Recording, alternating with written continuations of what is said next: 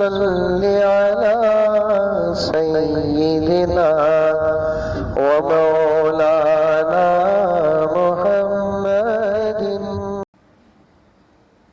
تجھے پینے کی ضرورت ہے اور پیاس شدت کے ساتھ لگ رہی ہے اور تیرے ہاتھ میں ٹھنڈے پانی کا گلاس بھی موجود ہے، تو تو ایک سانس میں پانی نہ پی بلکہ 3 سانس میں پانی پی۔ پہلے سانس میں پانی پی کر ایک گھونٹ گلاس کو دور کر دے، دوسرے مرتبہ گھونٹ پی کر گلاس کو دور کر دے، تیسری مرتبہ تو اپنی چاہت اور طاقت کے مطابق جتنا چاہے پی۔ یہ سبق کس مذہب کے اندر ہے؟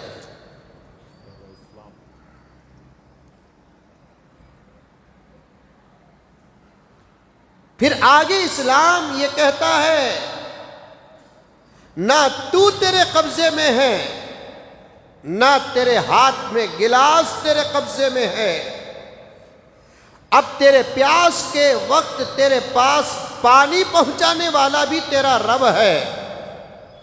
ایسے وقت میں اگر تو رب کو بھول جائے گا تو تیرا رب تیرے سے ناراض ہو جائے گا۔ ایک کام کر، 1 سیکنڈ سے اندر کا بھی وقت نہیں لگے گا، اس پاک پروردگار کا نام لے کر تو پانی پی لے، تیرے پانی پینے سے تیرا رب راضی ہو جائے گا۔ یہ سبق کس مذہب میں؟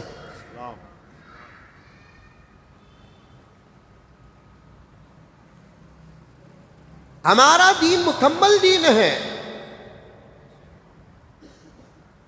اب دین کے اندر کسی قسم کی کوئی زیادتی بھی نہیں کر سکتے اور دین کے اندر سے کسی چیز کو نعوذ باللہ من ذالک نکال کر پھینک بھی نہیں سکتے، مکمل ہو گیا۔ اسی لیے اللہ تبارک و تعالیٰ نے ایک خطاب میرے نبی کو عطا فرمایا جو برحق ہے کہ اے محمد صلی اللہ علیہ وسلم، آپ صرف نبی نہیں ہیں، آپ صرف رسول نہیں ہیں، آپ خاتم النبیین ہیں، آپ خاتم المرسلین ہیں۔ آپ کے بعد کوئی نبی آنے والا نہیں ہے، آپ کے بعد کوئی رسول آنے والا نہیں ہے۔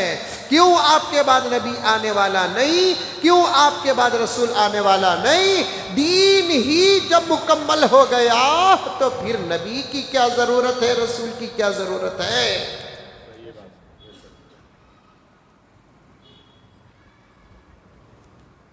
تفصیل میں گئے بغیر یہ سبق میں دینا چاہتا ہوں، جو لوگ محرم الحرام کو منحوس مہینہ اور بے برکت مہینہ، کام کے نہ ہونے کا مہینہ سمجھتے ہیں، ان لوگوں سے ایک سوال ہے، چاہے وہ کسی بھی مذہب کے یا کسی بھی مسلک کے کیوں نہ ہو، قرآن پاک کی ایک آیت یا اس کی تفسیر کا کوئی حصہ پیش کر دے جس میں اشارہ ہو کہ محرم الحرام کا مہینہ بے برکت اور منحوس مہینہ ہے۔ اور دوستو سمجھ جاؤ کہ جب بات قرآن میں نہیں، 1/4 وہ بات دین میں نہیں، پوائنٹ علمی بات، پھر ان سے سوال میں کروں آپ کریں، محرم الحرام کا مہینہ پہلا مہینہ تو اسلام کا نبی کے زمانے میں نہیں سمجھا جاتا تھا، لیکن مہینہ تو آتا تھا نا۔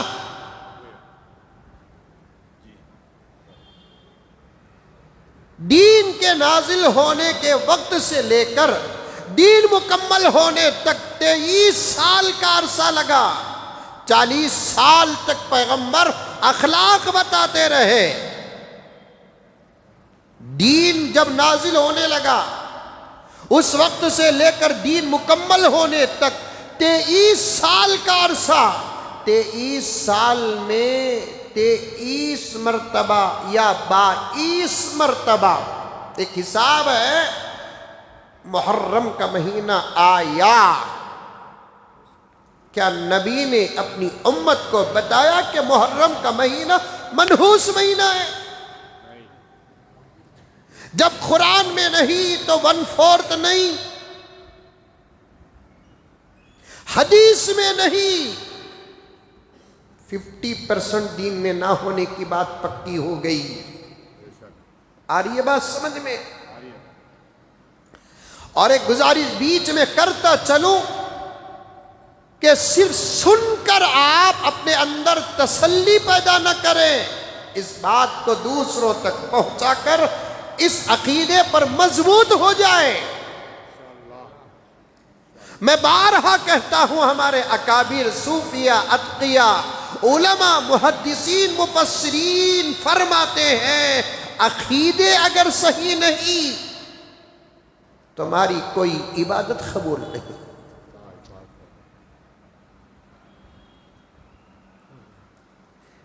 ایک طرفہ اگر میں بات کروں تو دین کی دعوت و تبلیغ کا جو عرصہ 23 سال کا پیغمبر کا لگا، وہ 23 سال میں پیارے آقا 13 سال تو صرف عقیدوں کی مضبوطی پر محنت کرنے لگے۔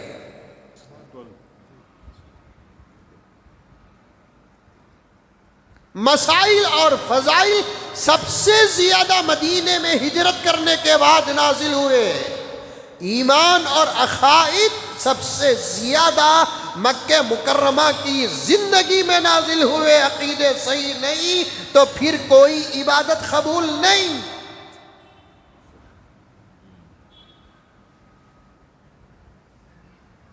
قرآن میں نہیں، بات پکی ہے تو پیش کرو، حدیث میں نہیں، بات پکی اگر ہے آپ کو سمجھانے کے لیے میں کہتا ہوں، ایک حدیث ہے صحیح اور بھی اندر ہے گرامر، وہ آپ نہیں سمجھ سکتے، اور ایک ہے حدیث کی قسم ضعیف، اس کے علاوہ حدیث کی کوئی قسم نہیں ہے آپ کے لیے۔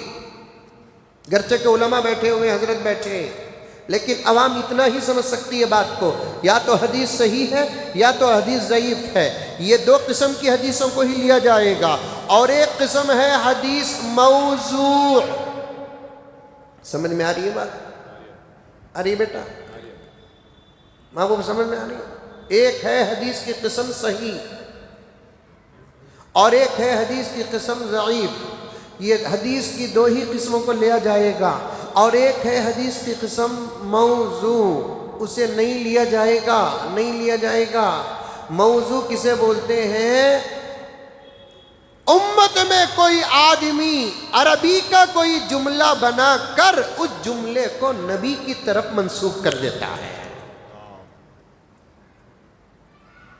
آئی بات سمجھ میں؟ آقا نہیں کہے، وہ آقا نے نہیں فرمایا، آقا کا ارشاد نہیں،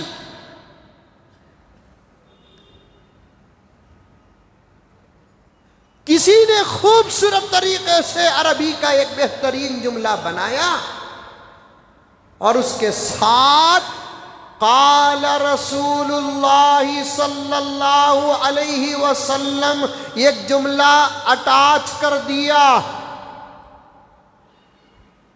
اس حدیث کو موضوع کہتے ہیں۔ اسی لیے پیغمبر نے فرمایا، جو اپنے طرف سے احادیث بنا کر میری طرف منسوب کرتا ہے، وہ مرنے سے پہلے ہی اپنا ٹھکانہ جہنم میں بنا لے۔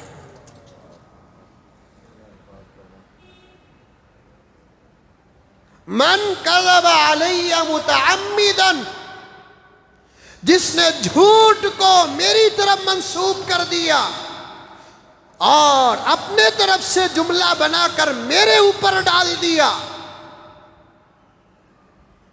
آقا فرماتے ہیں فَلْيَتَبَوَّأْ مَقْعَدَهُ مِنَ النَّارِ، وہ اپنا ٹھکانہ جہنم میں بنا لے۔ ایسے آدمی کی جنت میں ایک انچ جگہ تک نہیں ہے،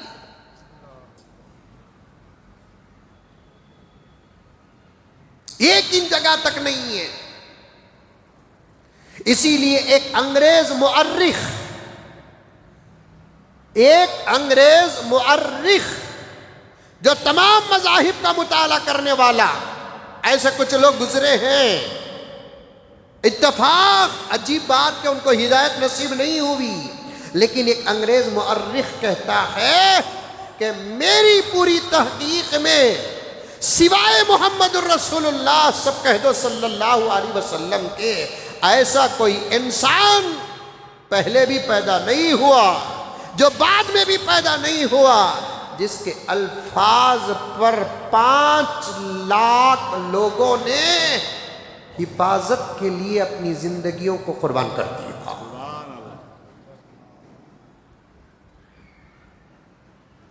پیغمبر کی حدیثوں کی حفاظت اور تحقیق پر 5 لاکھ لوگوں نے اپنی زندگیاں قربان کر دی۔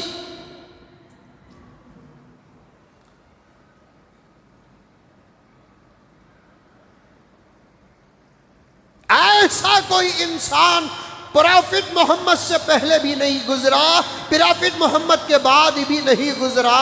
جب قریب کے زمانے میں نہیں گزرا تو بعد کے زمانے میں کیا گزرے گا؟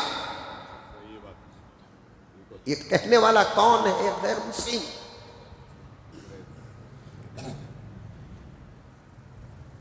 آ جاؤ پھر سوال کی طرف۔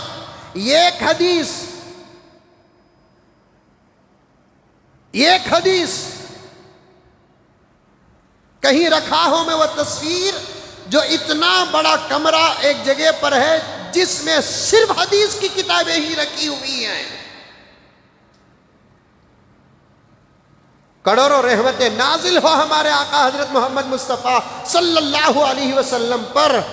آقا کے باتوں کی حفاظت پر ہزاروں کتابیں لکھ گئی ہیں۔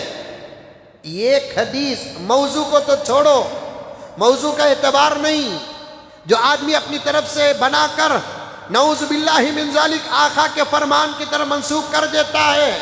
آقا نے اپنے حیات میں صاف صاف کہہ دیا کہ کوئی اپنے جملے کو میری طرف منسوب نہ کرے۔ اللہ کو جن باتوں پر سب سے زیادہ غصہ آتا ہے، ان باتوں میں سے ایک بات کیا ہے کہ کوئی آدمی اپنے جملے کو میرے طرف منسوب کرتا ہے، اللہ کو بہت غصہ آتا ہے۔ اللہ فیصلہ کر چکے ہیں اس آدمی کی جنت میں جگہ نہیں ہے جو آدمی اپنے طرف سے جملے بنا کر اللہ کے نبی صلی اللہ علیہ وسلم کے ساتھ منسوب کرتا ہے۔ اٹھے بیٹھے بھی کچھ لوگ بول لیتے نا، حضور بولے ہی جی، ایسا بولتا گویا کہ بخاری گھول کر پی لیا۔ حدیث میں ہے جی۔ اور ایک بات احتیاط کی بتاتا ہوں، سنو، اللہ کے نبی بولے، حدیث میں ہے، دونوں کا ایک ہی مطلب ہے۔ اللہ کے نبی بولے، اگر نہیں بولے اس کی بھی وہی سزا ہے۔ جو بات نہیں اسے حدیث میں ہے بولنا، کیونکہ حدیث اللہ کے زبان کا نام، اللہ کے نبی کی زبان حدیث کا نام۔ ایسا بھی بولتے ہوئے آپ نے سنا ہوگا نہیں کہ حدیث میں ہے جی، یہ بھی نہیں بولنا۔ اللہ کے نبی بولے، اگر ایسا بولتا ہے، اگر اللہ کے نبی نہیں بولے اس کی جو سزا ہے حدیث میں ہے۔ اگر کوئی بولتا ہے، اگر حدیث میں نہیں ہے اس کی بھی عین ویسے ہی سزا ہے۔ معلوم نہیں تو خاموش ہو جاؤ، اپنی بات کو ثابت کرنے کے لیے جھوٹے حوالے نہ دو، بہت بڑا خطرہ ہے۔ موضوع حدیث کو نکالو۔ آپ کو سمجھانے کے لیے میں نے حدیث کی 2 قسمیں بتائی، صحیح حدیث۔ ایک حدیث بھی صحیح نہیں بتا سکتے جس میں اللہ کے نبی نے محرم الحرام کو منحوس مہینہ کہا ہو، اور ایک حدیث ضعیف بھی نہیں بتا سکتے جس میں اللہ کے نبی صلی اللہ علیہ وسلم نے محرم الحرام کے مہینے کو منحوس کہا ہو۔ جب قرآن میں نہیں، 1/4 دین میں نہیں، حدیث میں نہیں، 50% دین میں نہیں۔ اب آ جاؤ صحابہ کرام، میں 1 سال سے تقریباً عظمت صحابہ کو پیش کرتا آ رہا ہوں۔ دین کا مضبوط معیار حضرات صحابہ ہے۔ پیارے آقا کے دین کو امت تک پہنچانے کے لیے بیچ میں جو واسطہ ہے وہ حضرات صحابہ ہیں، اور صحابہ جیسی جماعت دین کی حفاظت کرنے والی کسی نبی کو اللہ نے عطا نہیں کیا جو میرے نبی کو عطا فرمایا ہے۔ 1,44,000 صحابہ کرام کلمہ پڑھتے ہی ان کے اندر دین ایسے داخل ہو گیا اور دین کا جذبہ ایسے داخل ہو گیا، آپس میں ملاقات کرتے ایک ہی فکر ہوتی کہ آقا نے کیا فرمایا، سن لینے کے بعد دوسری فکر فوراً ہوتی، اب اس بات کو ہم دوسروں تک کیسے پہنچائے۔ دین کے امین حضرات صحابہ، دین کے محافظ حضرات صحابہ، دین کی حفاظت کرنے والے حضرات صحابہ۔ اسی لیے تمام علماء اہل سنت والجماعت کا عقیدہ ہے صحابہ پر بحث مت کرو ورنہ دین کی بنیادیں کمزور ہو جائیں گی۔ دین اگر مضبوط ہے اللہ کے فضل و کرم سے، صحابہ کرام سے مضبوط ہے۔ اللہ نے نبی کو دین دیا، نبی نے صحابہ کو دین دیا۔ ایک گرامر بتاتا ہوں، حضرات علماء اور طلبہ بیٹھے ہوئے ہیں، وہ گرامر تمام مذاہب کے اعلیٰ تعلیم میں پائی جاتی ہے۔ توجہ کے ساتھ سنو، اللہ نے دین نبی کو دیا ہے، نبی نے دین صحابہ کو دیا ہے۔ گرامر کے اعتبار سے اللہ نے ایک اعتبار سے ڈائریکٹ دین صحابہ کو دیا۔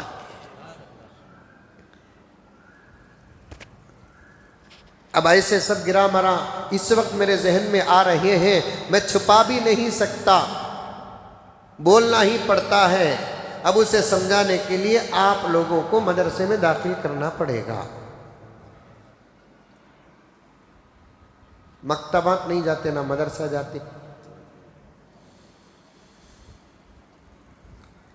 مدارس میں جو پڑھاتے ہیں نا، اسے اگر پڑھ کر مزید کتابیں پڑھیں گے اور ایسے گہری گہری باتوں کو سنیں گے تو پھر سننے کا مزہ ہی کچھ اور ہے۔